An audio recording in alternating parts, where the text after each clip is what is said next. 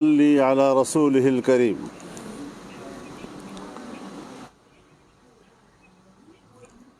پورے ملک میں عام انتخابات کا اعلان ہو چکا ہے۔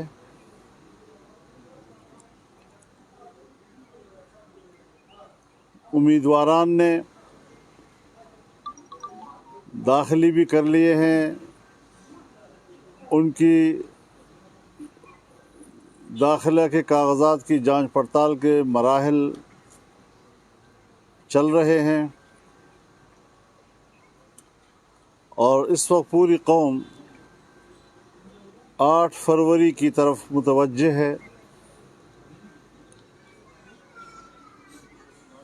جمعیت علماء اسلام ایک بڑی اہم سیاسی مذہبی جماعت کے طور پر انتخابات میں حصہ لے گی۔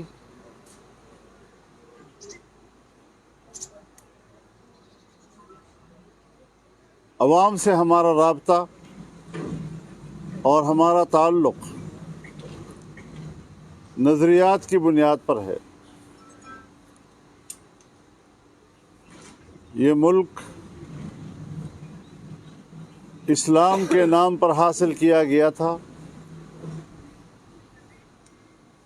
لا الہ الا اللہ کا نعرہ لگا کر لاکھوں مسلمانوں نے اور ہماری ماؤں بہنوں نے اس وطن عزیز کے لیے جانوں کی قربانیاں دیں، لیکن 75 سال گزر جانے کے بعد بھی ہماری جدوجہد کا محور یہ ہے کہ پاکستان کو ایک مکمل اسلامی مملکت کی شناخت دی جائے۔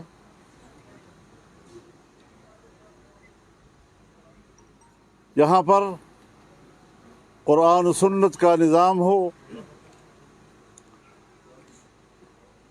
اور قرآن و سنت کی روشنی میں قانون سازی ہو،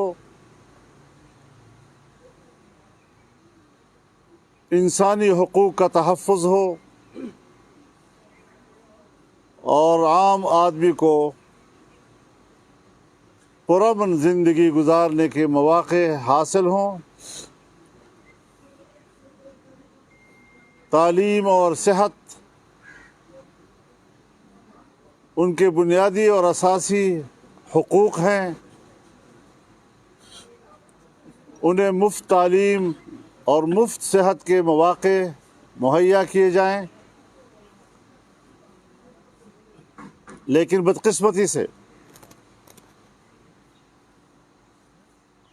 ہم آج بھی اپنے اس وطن عزیز کو ایک اسلامی مملکت کی شناخت نہیں دے سکے ہیں۔ حکومتیں آتی ہیں اور وہ مصلحتوں کا شکار ہو کر اپنا وقت گزار دیتی ہیں، لیکن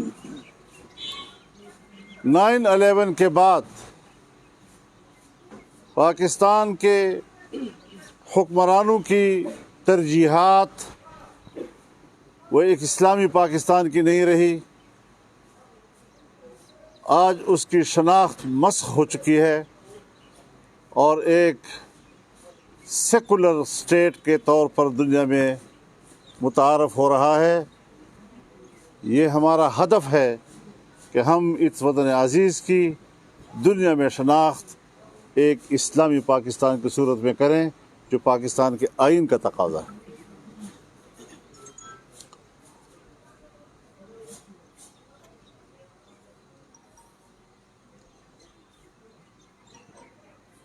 ہم پڑوسی ممالک کے ساتھ پرامن بقائے باہمی کے اصول پر زندگی گزارنا چاہتے ہیں۔ اختلافات کو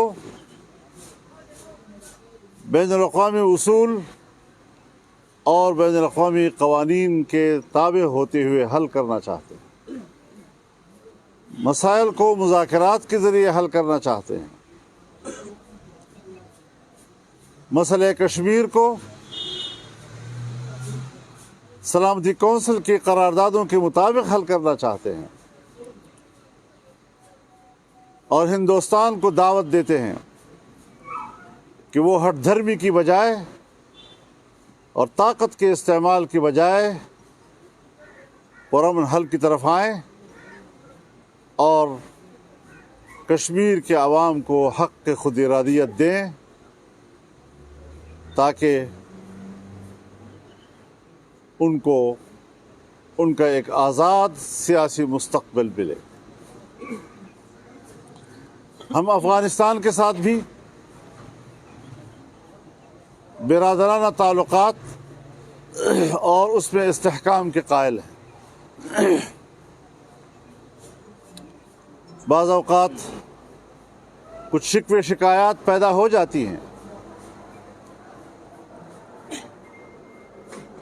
ہمیں دونوں ملکوں پاکستان اور افغانستان کے داخلی امن و امان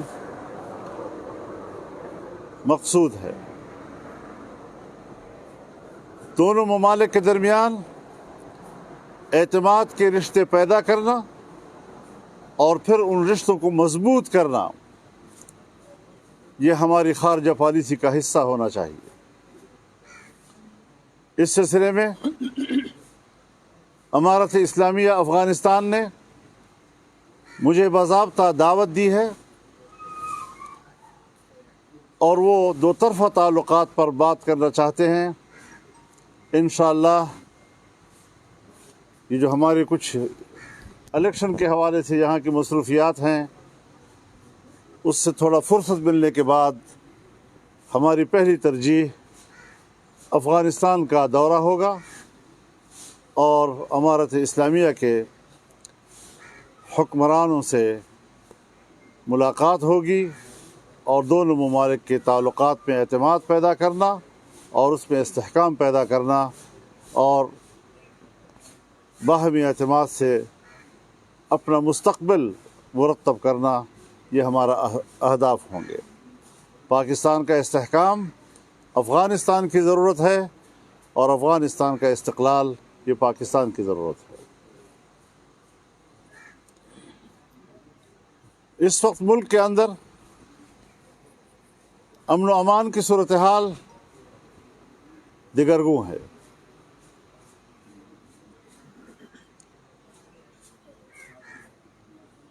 دو صوبے اس وقت بدامنی کی زد میں ہیں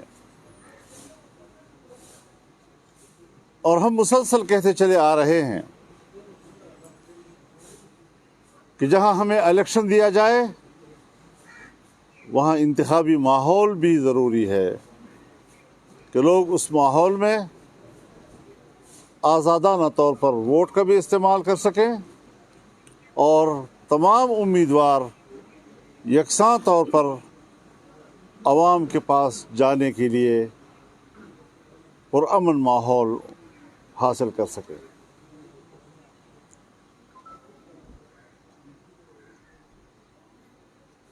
تو یہ ساری چیزیں اگلے الیکشن میں ہمارے اہداف ہوں گے۔ فاٹا کے انضمام کے بعد بظاہر انضمام کا تجربہ ناکام نظر آ رہا ہے۔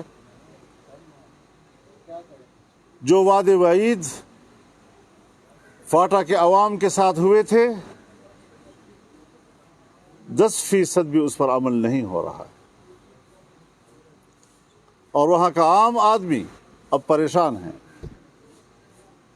کہ ہم فاٹا ہیں یا ہم صوبہ خیبر پختونخوا کا حصہ ہیں۔ 7 سال پورے ہونے کو ہیں، نہ ان کے ساتھ وعدہ کیے گئے سالانہ 100 ارب روپے ان کو دیے جا رہے ہیں۔ میرے خیال میں اب بھی 100 ارب ابھی تک ہم ان کو نہیں دے سکے ہیں، جبکہ ہر سال ہم نے دینے تھے ان کو۔ نہ وہاں پر عدالتیں بیٹھ سکتی ہیں، نہ وہاں پر لینڈ ریکارڈ تیار کیا جا سکا ہے، نہ وہاں اپنی زمینوں کے تقسیم کا کوئی نظام موجود ہے۔ ڈپٹی کمشنر جاتا ہے تو حیران پریشان، کوئی پولیس آفیسر جاتا ہے تو وہ حیران و پریشان۔ کسی طریقے سے بھی وہاں پر لوگوں کو بہتری مہیا کرنے کے لیے کوئی پیش رفت نظر نہیں آ رہی۔ یہ ہمارے اہداف میں ہوگا کہ ہم ان کی بہتری کے لیے اقدامات کر سکیں۔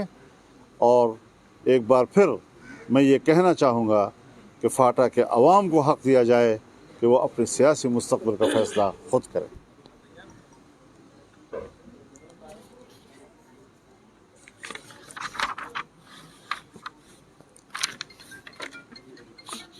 اس وقت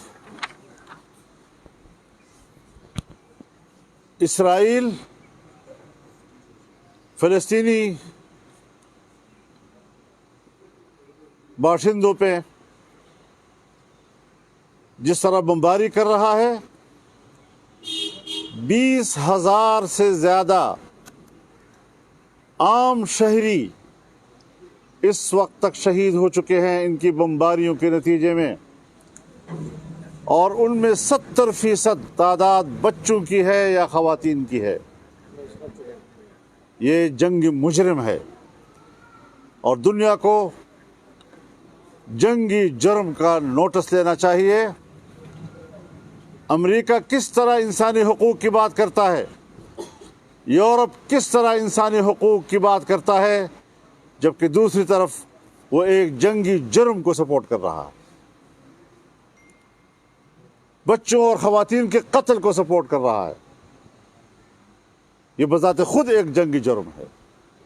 عالمی عدالت انصاف اس کا نوٹس لے، انسانی حقوق کی تنظیمیں اس کا نوٹس لیں۔ اسرائیل کا یہ خیال تھا کہ ہم اتنے بڑے پیمانے پر جب تباہی مچائیں گے، غزہ پر ہم بمباریاں کریں گے، ان کے نقصانات ہوں گے، اس سے فلسطین کی جو دفاعی تحریک ہے اور جو 7 اکتوبر کو سامنے آئی ہے وہ مرعوب ہو جائے گی، وہ دم توڑ دے گی، لیکن ایسا نہیں ہوا۔ فلسطینی مردانہ وار لڑ رہے ہیں اور اسرائیل کی فوج، ان کے دفاعی قوت اور اس کا تکبر ان مجاہدین نے زمین بوس کر دیا ہے، خاک میں ملا دیا ہے۔ اور اب اسرائیل اپنے وجود کی جنگ لڑے گا کہ میں اپنی بقا کی جنگ کیسے لڑوں۔ یہاں پر وہ آ گیا ہے، اب اس کی بقا کا کوئی امکانات بظاہر نہیں نظر آ رہے۔ فلسطینی آزادی کی جنگ لڑ رہے ہیں، اور معاہدہ دالفور ایک ناجائز معاہدہ تھا۔ قائد اعظم نے اس کو ناجائز بچہ کہا۔ پاکستان کی قرارداد میں فلسطینیوں کے شانہ بشانہ کھڑے ہونے کا حصہ شامل کیا گیا۔ یہ تمام ہماری تاریخ ہے، اس کے باوجود یہاں پر اسرائیل کو تسلیم کرنے کے لیے ایک باقاعدہ حکومت جمائی گئی، ایک اقتدار بنایا گیا تاکہ اسرائیل کو تسلیم کرایا جا سکے پاکستان سے۔ لیکن الحمدللہ یہاں پاکستان کی سرزمین پر جمعیت علماء اسلام رکاوٹ رہی۔ ملین مارچ ہم نے کی اس تصور کے خلاف، اور میڈیا پر ہم نے ان کی زبانیں روک دیں، اور عالمی سطح پر حماس نے، ان کے مجاہدین نے، غزہ کے مجاہدین نے قربانیاں دے کر عالمی فکر کو تبدیل کر دیا ہے۔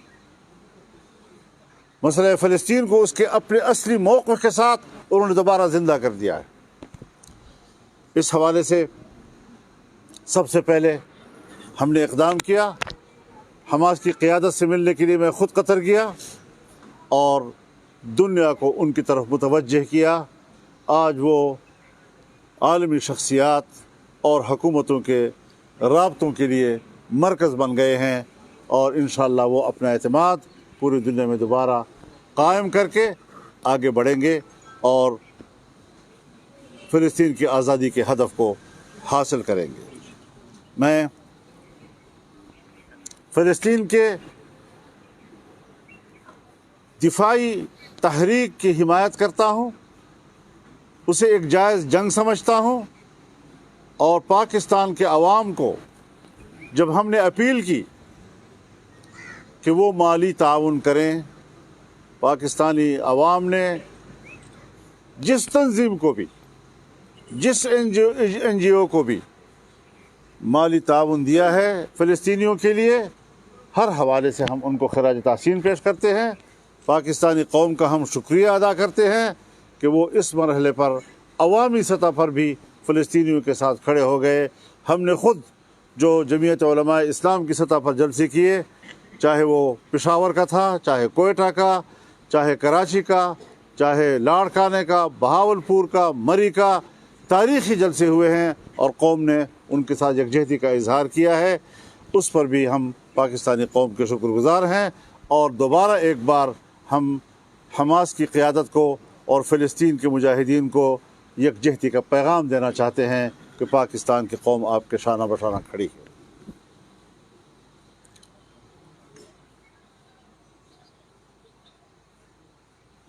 مولانا صاحب یہ بتائیے کہ آپ نے الیکشن کی بات کی، اسٹارٹ یہ الیکشن سے ہوا، پاکستان سے ایک دھرنا، ایک لوگ آئے ہوئے ہیں لاپتہ افراد کے مسئلے پہ، کیونکہ بلوچستان اور خیبر پختونخوا کا مسئلہ ہے، وہ آپ کے پریس کانفرنس پہ نظر نہیں آئے، تو اس پہ آپ کیا کہتے ہیں؟ دوسرا یہ کہ ٹی ٹی پی کا بھی یہ موقف ہے کہ فاٹا مرجر کو ختم کیا جائے، آپ نے بھی آج میں نے بھی آج کیا کہہ رہے ہو یار، میں نے بھی آج، یعنی آپ نے کریڈٹ سارا ٹی ٹی پی کو دے دیا، اور میں آج، خدا کا خوف کرو یار، یہ تو موقف ابتدا سے ہم نے لڑا ہے، پارلیمنٹ میں ہم نے لڑا ہے، میاں نواز شریف صاحب کی اتحادی ہو کر ہم نے اتحادی حکومت کے ساتھ اختلاف رائے کیا تھا، اور ہم اپنا موقف پیش کر رہے ہیں۔ آپ کس طرح ایک سیاسی محاذ سے اس مسئلے کو اٹھا کر دوسری طرف پھینک رہے ہیں؟ مجھے کسی صحافی سے یہ توقع نہیں ہو سکتی۔ وہ ہم بار بار ان کے دھرنے میں جا چکے ہیں، ان کے ساتھ ہم یکجہتی کر چکے ہیں، اور اس موقع پر ہم قائم ہیں کہ قانون کے حوالے کیا جائے معاملات کو۔ دو قومی جو فلسطین کے حوالے سے ہے، پھر ایک کمپین چل رہی ہے کہ دو ملکی جو ہے فلسطین کو بھی اور اسرائیل کے بھی حوالے سے، اگر یہ نقطہ نظر بدقسمتی سے ہمارے نگران وزیر اعظم نے، جس کو شاید سیاست کے ابجد کا بھی پتہ نہیں ہے لیکن ملک کا وزیر اعظم ٹھہرے ہماری قسمت، انہوں نے کہا ہے کہ قائد اعظم نے بھلا کہا ہو، ہم اس سے اختلاف کر سکتے ہیں۔ کل کوئی آدمی اٹھے گا اور کہے کہ قائد اعظم نے بھلا دو قومی نظریے کی بات کی ہو، ہم اس سے اختلاف کر رہے ہیں، ہم ان کو نہیں مانتے، پاکستان کا وجود غلط تھا، اثر نو مسئلہ اٹھایا جا سکتا ہے، کس طرح متوجہ کیا انہوں نے؟ کیا پنڈورا بس وہ کھول رہے ہیں جی؟ اب پاکستان ایک ملک ہے، ایک حقیقت ہے، اس وقت اختلاف رائے کا حق تھا، ایک جمہوری رائے تھی، بننے کے بعد اس کے وجود کا تحفظ یہ ہمارا فرض بن گیا، لہٰذا یہ چیزیں اسرائیل کے لیے دلیل نہیں بن سکتی۔ اگر اسرائیل کے لیے دلیل بنتی تو پاکستان کے قیام کے حوالے سے دو قومی نظریہ تو 1940 میں طے ہوا تھا، اس کے باوجود قائد اعظم نے کیوں کہا کہ وہ غلط ہے؟ پھر جب 48 میں وہ بنا اور قائد اعظم حیات تھے اور انہوں نے ناجائز بچہ کہا اس کو، تو وہ ساری چیزیں دو ریاستی تصور کو کی نفی کرتی ہیں۔ پاکستان کا ڈی این اے یہی ہے کہ وہ اسرائیل کے وجود کو تسلیم نہ کرے اور فلسطینیوں کے حق کو تسلیم کرے۔ مولانا صاحب یہ فرمائیں کہ آپ نے دو صوبوں میں امن و امان کی بات کی، کیا پاکستان کی تاریخ میں کبھی ایسا ہوا کہ لوگوں سے کاغذات چھینے جائیں؟ پرویز الہی کی بیوی کے ساتھ جو ہوا، عثمان ڈار کی والدہ کے ساتھ جو ہوا، جو شاہ قریشی کے ساتھ ہوا، کیا کبھی ایسا بھی ہوا؟ یہ بھی لیول پلینگ فیلڈ ہونی چاہیے۔ میرے خیال میں یہ جہاں تک اصولی بات ہے تو یہ چیز غلط ہے، نمبر ایک۔ نمبر دو یہ کہ یہ فضا کیوں بنائی جا رہی ہے؟ پی ٹی آئی کے ساتھ زیادتی نہیں ہو رہی، پی ٹی آئی کو اس الیکشن میں پروجیکٹ کرنے کا پر کام ہو رہا ہے۔ یہ چیزیں ہم سمجھتے ہیں جی، ان چیزوں کو دوسرے پہلو کو بھی دیکھنا چاہیے کہ جو لوگ اس ملک پہ لائے گئے، معیشت تباہ کر دی گئی، اور آپ نے عوام کو اور ملک کی معیشت کو دیکھا کہ جس دن عدالت نے ان کے حق میں فیصلہ دیا، اگلے دن ہماری اسٹاک ایکسچینج -500 چلی گئی، -500 پہ چلی گئی۔ جب کل اس کے آگے 2 دنوں کے بعد پھر دوسرا فیصلہ آیا کہ نہیں، نااہلی برقرار رہے گی، ہم 1500 प्लस पे चले गए दोबारा जी। यानी कौम खौफ खा रही है, मुल्क की मईशत तबाह हो रही है। वो को पता है कि मुल्क की मईशत की तबाही उनका एजेंडा था, और अगर दोबारा आते हैं तो मुल्क की तकसीम का सबब बनेंगे और कोई नतीजा नहीं निकलेगा। लिहाजा इस अंसर के खिलाफ कौम को एक सफ होना होगा और इन चीज़ों पे न जाए, रोज़मर्रा के नजरियाती तौर पर सोचे कि ये लोग कौन हैं। क्या एक आदमी बोले ना, हजरत ये बताइएगा कि डीजी खान में और ताक में इस वक्त जो मौजूदा सूरत हाल है, इसमें क्या समझते हैं? जब वहाँ पे पुलिस के ऊपर भी हमले हो रहे हैं, ऐसे में इलेक्शन आप किस तरह देखते हैं? मैं आपको बता रहा हूँ ना जी कि बुनियादी बात यह है कि बाजवड़ वाक़े में अब तक हमारे जमीयत उलमा इस्लाम के 80 कारकुन शहीद हो चुके हैं। हम तो खून के तालाब में खड़े हैं। इस वक्त भी वहाँ के बाज़ारों में इश्तिहार लगाए जा रहे हैं कि ये डेमोक्रेसी की बात करने वाले काफिर हैं, इनके जलसे में जाए तो लोग एहतियात से जाएंगे। हमें इन हालात का सामना है, और हमारे चीफ इलेक्शन कमिश्नर साहब कहते हैं कि 2 सूबों में अमन अमान की सूरत हाल ख़राब है, लेकिन मैं दुआगो हूँ। क्या दुआगो है? उनको 3 जजों ने बुलाया, 3 जजों ने बुलाकर उनसे कहा कि अपील दायर करो। अभी अभी उसको अपील दायर करवाई, इशा के वक्त कोर्ट खोली गई, 3 जज बैठे, उनको कहा कि अपील दायर करो। उसने अपील दायर की और उनको उसी वक्त हुक्म दिया कि अभी अभी शेड्यूल जारी करो। अगर चीफ इलेक्शन कमिश्नर ने और इलेक्शन कमीशन ने शेड्यूल जारी करना है और सुप्रीम कोर्ट के हुक्म पे करना है, तो इलेक्शन कमीशन कब आज़ाद इदारा हुआ? कब हम ये समझें कि इलेक्शन का मामला, उसके तमाम इख्तियारात इलेक्शन कमीशन के पास हैं? अगर मेरा एक कारकुन इस इंतखाबी मुहिम के दौरान जख्मी हुआ या शहीद हुआ, उसका जिम्मेदार चीफ इलेक्शन कमिश्नर और चीफ जस्टिस ऑफ पाकिस्तान होगा। मैं इलेक्शन, और जब हम ऐसी बात करते हैं, जब हम ऐसे हकायक की बात करते हैं, तो फौरन पीछे शुरू कर देते हैं लाहिका कि इलेक्शन से भाग रहे हैं। इलेक्शन के लिए मैंने 3.5 साल जंग लड़ी है। मैं इलेक्शन का तलबगार हूँ, लेकिन क्या मुझे इलेक्शन ये हक नहीं पहुंचता कि मैं इलेक्शन मांगूं और इलेक्शन का माहौल भी का मुतालबा भी करूं? पीटीआई की प्रोजेक्शन हो रही है, करवाई जा रही है, ये कौन कर रहा है? दूसरी अभी तो सहाफ़ी कर रहे हैं, बाकी मुझे पता नहीं। मौलाना साहब, इलेक्शन की आपने बात की, आपने अभी सबसे पहले आपने ये कहा था कि जमीयत उलमा इस्लाम जो है वो इलेक्शन में जा रही है और बड़ी जो है वो तरीके के साथ जा रही है। ये बताइएगा, क्या इलेक्शन में जाने से पहले आपकी जो आपके साबका इत्तेहादी हैं उनके साथ कोई बातचीत हुई है? कोई सीट एडजस्टमेंट कहीं कर रहे हैं, कहीं ऐसी इत्तेहाद कर रहे हैं या नहीं कर रहे हैं? उसमें हमारा एक तयशुदा मामला है। जहाँ जिस ज़िले में ज़िली जमात किसी के साथ भी वो एडजस्टमेंट करती है, उनको हक हासिल है, उनको हमने इजाज़त दी है। मौलाना साहब, जैसा कि लॉ एंड ऑर्डर की सिचुएशन आप बता रहे हैं, जैसा कि आप लॉ एंड ऑर्डर की सिचुएशन बता रहे हैं, ऐसी सूरत में इंतखाबी मुहिम तो सूरत करनी पड़ेगी, तो आपकी इंतखाबी हजरत, हमें बाकायदा इंतज़ामिया की तरफ से नोटिस मिले हैं, हमें बाकायदा नोटिस मिले हैं, सिर्फ मुझे नहीं बाकी पार्टियों को भी, कि आप इलेक्शन कमीशन के लिए ना, आप इलेक्शन कैंपेन में नहीं जाएंगे बाहर। उन्होंने हमें नोटिस दिए हैं। अब इस किस्म की सूरत हाल में क्या ये सवाल उठाना भी जुर्म है हमारे लिए? हम ये बात भी ना करें तो माहौल तो दिया जाए ना हमें ना। अफगानिस्तान के दौरे पर आप जा रहे हैं, मुहाजिरीन के इखराज के पाकिस्तानी फैसले और फिर तालिबान हुकूमत के सख्त रद्द-ए-अमल के बाद सूरत हाल बहुत हद तक गैर वाज़ेह है, तो क्या इस मुलाकात का कोई एजेंडा तय पाया है? इंशाल्लाह ये बुनियादी अहम नुकात हैं, और मुहाजिरीन के हवाले से एक मेरी अपनी सोच है कि ये एक मुल्क का एक तरफा मसला नहीं है। ये उनके लोग हैं, पाकिस्तान में रह रहे हैं और 40 साल उन्होंने बतौर मुहाजिर के गुजारे हैं। अगर वापसी करना भी है तो दोनों मुल्क बैठकर उसका शेड्यूल तय करें। मौलाना ये बता दीजिए कि आपने 2 सूबों में अदम इस्तेहकाम की बात की और बदअमनी का जिक्र किया, दूसरी तरफ आपने इलेक्शन कमीशन के हवाले से एक सख्त रद्द-ए-अमल का इजहार भी किया है, तो इलेक्शन से पहले अगर आपका ये रद्द-ए-अमल एक रिएक्शन है, तो जब इलेक्शन आएगा उसके नताइज पर क्या आप कहेंगे?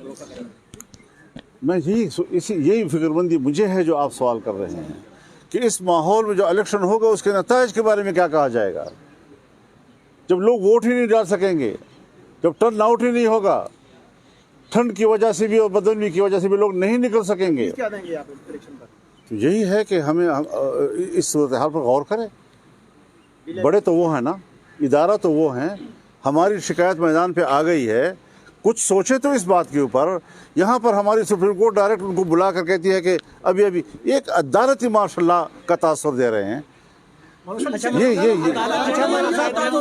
इस मामले को लेकर आप क्या इलेक्शन कमीशन जो है अभी तक बेबस नजर आ रहा है? अभी तक जो अदालत सब कुछ कर चुकी है, अब तो अवामी अदालत भी ही जाने की गुंजाइश रह गई। पहले पीटीआई के खिलाफ फैसला आता था तो पीटीआई लाहौर हाईकोर्ट जाती थी, अब पीटीआई के खिलाफ या इमरान खान के खिलाफ फैसला आता है वो पेशावर हाईकोर्ट जाती है। आप ये नहीं समझते कि मैच फिक्स है? पेशावर हाई कोर्ट में जिस जज साहब ने फैसला दिया है, पहले तो ये देखना है कि इलेक्शन कमीशन का जो फैसला है उनके निशान पर पाबंदी लगाने का, वो पूरे मुल्क पर हावी है, उसका जो रिडक्शन पूरा मुल्क है। और पेशावर हाई कोर्ट के हुदूद जो है वो सिर्फ अपना सूबा है। एक सूबा पूरे मुल्क के फैसला कैसे कर सकता है कि उसको निशान दिया जाए? दूसरी बात यह है कि यही जज पीटीआई की हुकूमत में एडिशनल एडवोकेट जनरल उनका रहा है, और पिछले इलेक्शन में इसका एक कज़न जो है वो इलेक्शन लड़ रहा था, और अभी ये जब जज है तो उसका दूसरा कज़न जो है वो हमारे इलाके में इलेक्शन लड़ रहा है।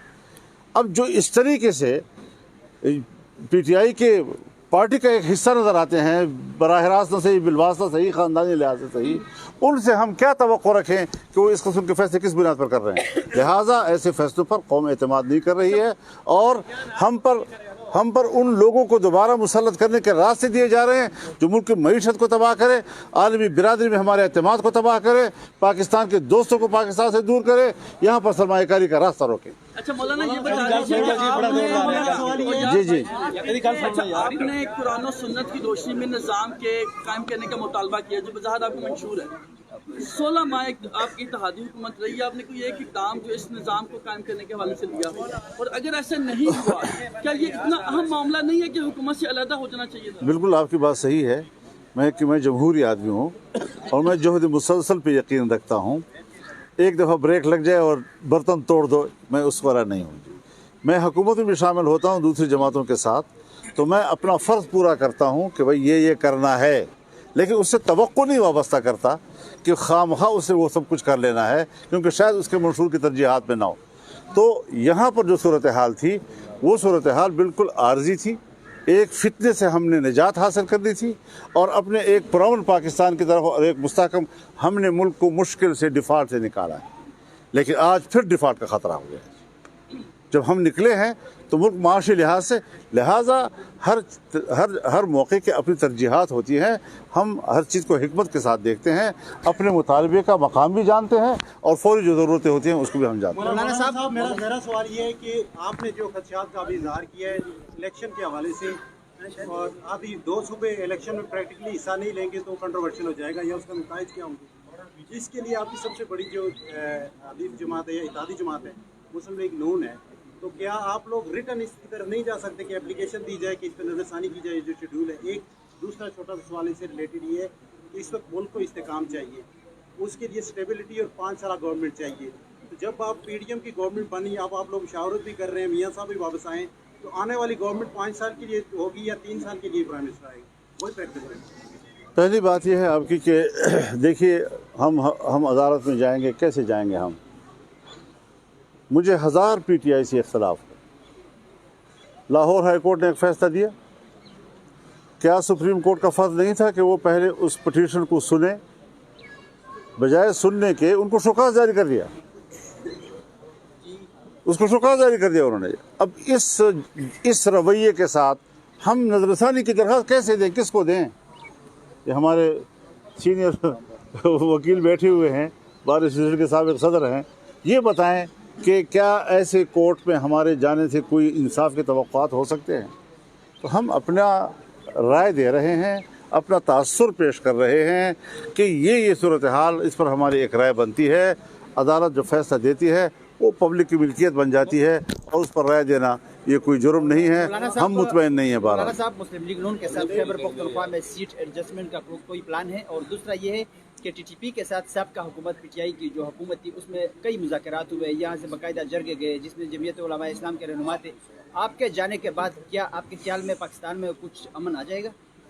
देखिए, कोशिश तो यही है कि हम कौम को अमन दे सकें, और उसके लिए क्या तजावीज़ हैं जब हम दोनों बैठेंगे उसके बाद मेरी ये कोशिश होगी कि अभी तो मैं जा रहा हूँ, लेकिन फिर उस मामले में दोनों स्टेट्स जो हैं वो इन्वॉल्व हो जाएं और अमारत इस्लामिया और पाकिस्तान ये दोनों रियासती सतह पर एक निज़ाम बनाएं मुतनाद मामलात को हल करने के लिए। मुस्लिम लीग नून के साथ हमारी बातचीत चल रही है, गो कि अभी हम किसी नतीजे पे नहीं पहुंचे हैं, लेकिन हम उनको अपना दोस्त समझते हैं और हमारी तरजीह यही है कि हम इंतखाबात मिलकर लड़ें। ये फरमाएं सर कि आप कह रहे हैं कि पीटीआई प्रोजेक्ट किया जा रहा है, प्रमोट किया जा रहा है, चीफ जस्टिस साहब और चीफ इलेक्शन कमिश्नर साहब के लिए तो तअस्सुर ये है कि वो नून लीग के नवाज शरीफ के हामी हैं, तो कैसे, मतलब वो क्यों, अगर नून लीग का नुकसान क्यों करना चाह रहे हैं वो दोनों? ये तो आप इन फैसलों से अंदाज़ा लगाएं ना जी, जो अभी पेशावर से आ रहे हैं, जो लाहौर से आ रहे हैं, तो उससे आप अंदाज़ा लगाएं कि वो नून लीग के लिए हैं या किसी और के लिए हैं। आपने भी सही तजदिया नहीं किया जी ना। लेकिन ये मरकज़ में तो ये तो दोनों तो इस्लामाबाद वाले हामी हैं जी। पीटीआई के। हज़रत मैं एक बात वाज़ेह कर दूँगी, ये खुदा के लिए ये बातें छोड़ दो कि इदारे क्या फ़ैसला करेंगे, वो किसको सपोर्ट करना चाहते हैं, फिर उसी पर हम फ़ौरन कह अगली हुकूमत फ़लाने की होगी। अब फ़लाँ क्यों अवाम पर एतमाद नहीं है कि अवाम किसका साथ देंगे? क्यों अवाम के सामने सही सूरत हाल नहीं रखी जा रही? हम नज़रियाती तौर पर लड़ना चाहते हैं, हम उन क़ुव्वतों को बेनकाब करना चाहते हैं कि जिससे हम मुल्क को, जिनको हम मुल्क के लिए ख़तरा तस्वुर कर रहे हैं। ये मुल्क नहीं रहेगा आपका, इस मुल्क का नज़रिया नहीं रहेगा, इस मुल्क की तरजीहात नहीं रहेंगी, बैनुल-अक़वामी बिरादरी में आपका एतमाद ख़त्म हो जाएगा, आपके मुल्क के अंदर का सरमायाकार जो है वो बैठ जाएगा। इस हद तक खौफ व हरास इस मुल्क में मौजूद है, इस इज़्तिराब को दूर किया जाए और एक एतमाद का माहौल पैदा किया। आम इंतखाबात के बाद आपने धरना भी दिया, अब इमरान खान साहब को लाडला और उसको सहूलियतकारी का इल्ज़ाम भी लगाते थे। अब नहीं समझते कि पूरी रियासत इस बार नवाज शरीफ साहब के कदमों में बिठा दी गई और वो सहूलियतकारी जो 2018 में इमरान खान ने उसकी जमात को हासिल थी, अब फिर मैं जिस सवाल को मैं रद्द करना चाहता हूँ, फिर आप दोबारा वही सवाल दोहरा लेते हैं। यही बात मैं कह रहा हूँ कि अगर मियाँ नवाज शरीफ साहब वो अवामी क़ुव्वत थे और उनके पास अवाम थी, पंजाब साथ था, धांधली के ज़रिए क्यों छीना गया और धांधली के ज़रिए फिर छीना जाएगा तो हम फिर मुकाबले में आएंगे। हमने हथियार नहीं डाले हुए, हमने कोई जंगबंदी नहीं की है, हम मुल्क दुश्मन क़ुव्वतों के साथ और जो पाकिस्तान के एजेंडे के ख़िलाफ़ काम कर रहे हैं उनके ख़िलाफ़ सफ़ारा हैं और इंशाअल्लाह रहेंगे। अवाम की तरजीहात मालूम हैं, जब अवाम तरजीहात मालूम हैं आप उसको इदारों के हवाले कर रहे हैं। अवाम इतने बेबस है कि आप उसको क्रेडिट भी नहीं दे सकते उनका कि वो जो चाहते हैं वो क्या चाहते हैं, और लोगों को आप तासुर दे रहे हैं, हाँ हुकूमत तो फ़लाँ की आएगी, लाडला तो फलाना है, इदारों ने तो फलाने को आगे लाना है, तो फिर अवाम भी उसी को वोट देना शुरू कर दें। ये तासुर जो है पाकिस्तानी सियासत में और इंतखाबात के हवाले से बहुत नाजायज़ है। जी, मियां नवाज शरीफ को जो सुपर लाडले का नाम दिया जा रहा है, आप मेरे ख्याल में ये इस किस्म के अल्फाज जी ये तासुर जो आप बता रहे हैं इसमें जो मामला है वो बताया जा रहा है कि सदर आप होंगे, वज़ीर-ए-आज़म होंगे, अपोजिशन लीडर आसिफ अली जरदारी होंगे। ये एक मॉडल है जिसपे ये काम इस वक्त किया जाता है, तो आपको सुधारत की आपका बहुत बहुत शुक्रिया जी, आपका बहुत बहुत शुक्रिया जी। बिल्कुल, अगर ऐसा होता है आपको शुक्रिया जी। इलेक्शन कमीशन की जो आप बेबसी है, जी जो इलेक्शन कमीशन की आप बेबसी है, जो हालात वाक़यात जारी हैं, तो इस तरह किस तरह साफ शफाफ इलेक्शन होंगे? और पाकिस्तान बार काउंसिल और पाकिस्तान बार एसोसिएशन ने दोनों ने कह दिया है कि ये इलेक्शन कमीशन मुनसिफाना इलेक्शन नहीं करा सकता, मुस्तफ़ी हो जाएंगे। मैं नहीं कह रहा, उनका इदारा कह रहा है। क्या आप भी इलेक्शन कमिश्नर का यही नहीं, मैं मुतालबे तक नहीं पहुंचा, मैं सिर्फ आपको हवाला दे रहा हूँ कि जिस इलेक्शन कमीशन के बारे में पाकिस्तान बार काउंसिल और पाकिस्तान बार एसोसिएशन दोनों में एक राय दे रहे हैं, उससे आप अंदाजा लगाएं कि क्या इनसे मुंसिफाना रवैये की तवक्कुह किया। ठीक है, लापता अफराद के लिए प्रेस क्लब के बाहर कई दिनों से धरना जारी है, जिसमें ज्यादातर खवातीन की है। आज तक कोई भी जमीयत का जो रहनुमा है कोई नजर नहीं आया, तो क्या आपका जाने का वहाँ पे उनके साथ इज़हार यकजहती? हैदरी साहब गए हैं उनके पास, तो मौलाना साहब जो मुल्क की मौलाना साहब जो अमन अमान की सूरत जो उनके साथ हुआ उनकी मजम्मत करते हैं, जो उनके साथ हजरत मैं अव्वल दिन से इनके पास बार बार गया हूँ, मैंने उनके साथ यकजहती का इजहार किया है। कैसी बात आप कर रहे हैं? पंजाबी जो बलोचिस्तान में मारे जाते हैं गलत होता है, दहशत गर्दी है, वो दहशत गर्दी है। जाता रहा, क्या आप 8 फरवरी के इंतखाबात फौज की निगरानी में कराने का मुतालबा करेंगे? हजरत मैं आवाम के हाल पे छोड़ना चाहता हूँ। आप कभी फौज के हवाले करते हैं तो कभी अदलिया के हवाले करते हैं, पर क्यों? आपने कहा है कि अवाम पे छोड़ दें हम चीज़ें। क्या पाकिस्तान में कभी आज़ादाना इलेक्शन हो चुके हैं आप तक इदारों की मुदाखलत के बगैर? पाकिस्तान में इस तरह का सिस्टम, अभी हमारे पास इदारे हैं ऐसे कि जो आज़ादाना इलेक्शन करवा सकें। दूसरा सवाल मेरा ये कि आप कह रहे हैं अफगानिस्तान के साथ हम जो है तल्लुकात बनाने जा रहे हैं और आप विजिट भी करेंगे, तालिबान हुकूमत को आप तस्लीम करते? क्या वहाँ से अगर आए कि शरीयत नाफिज कर दी जाए पाकिस्तान में, तो इसको आप कैसे देखेंगे? इसकी वो करेंगे मुखालफत? देखिए, हम तो आइन को देखते हैं। आइन पाकिस्तान पार्लियामेंट की जिम्मेदारी करार देता है कि वो कानून साजी करे और कुरान और सुन्नत के मुताबिक करे और उसके खिलाफ ना करे। अब अमली तौर पर ऐसा नहीं हो सका है, तो हम जद्दोजहद में हैं इस वक्त, और हम ये जद्दोजहद जारी रखना चाहते हैं।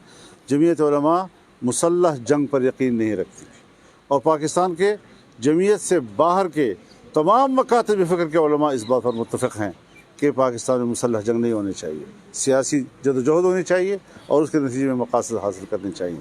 लेकिन बदकिस्मती से हालात बन गए हैं।